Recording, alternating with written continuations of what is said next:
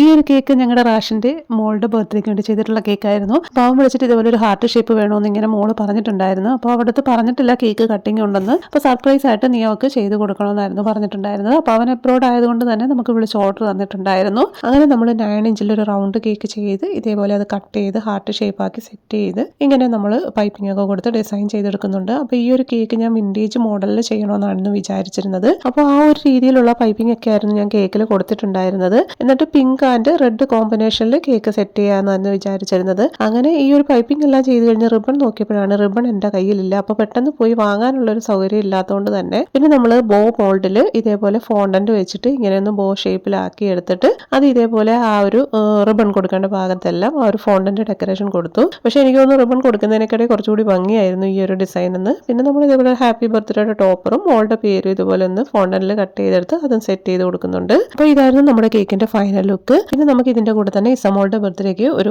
1/2 kg cake വേറൊരു order ഉണ്ടായിരുന്നു. അപ്പോൾ അത് ഇതേപോലെ തന്നെ റെഡ് ആൻഡ് പിങ്ക് കോമ്പിനേഷനിൽ ഇതേപോലെ ഒന്ന് സെറ്റ് ചെയ്തു. അപ്പോൾ ഈ ഒരു കേക്കിൽ ആ ഒരു ടൈ തേക്കുന്ന റിബൺ കണ്ടില്ലേ, അപ്പോൾ അത്ര റിബൺ എൻ്റെ കയ്യിൽ ഉണ്ടായിരുന്നുള്ളൂ. ആ ഒരു റിബൺ ഞാൻ പിന്നെ ഈ ഒരു കേക്കിൽ ടൈ ചെയ്ത് വെച്ചു. പിന്നെ ആ ഒരു ഹാർട്ട് ഷേപ്പ് കേക്കിൻ്റെ കൂടെ ഇതേപോലെ ചെറിയൊരു ചോക്ലേറ്റ് ഹാമ്പർ കൂടി ഒന്ന് സെറ്റ് ചെയ്തിട്ടുണ്ടായിരുന്നു. അപ്പോൾ ഇതായിരുന്നു നമ്മുടെ ഇന്നത്തെ കേക്ക് ഡിസൈനൊക്കെ. അപ്പോൾ നിങ്ങൾക്ക് ഇഷ്ടമായാൽ ലൈക്ക് ചെയ്യാനും ചാനൽ സബ്സ്ക്രൈബ് ചെയ്ത് സപ്പോർട്ട് ചെയ്യാനും മറക്കല്ലേ. നല്ലൊരു വീഡിയോ ആയിട്ട് വീണ്ടും കാണാം. Thank you for watching.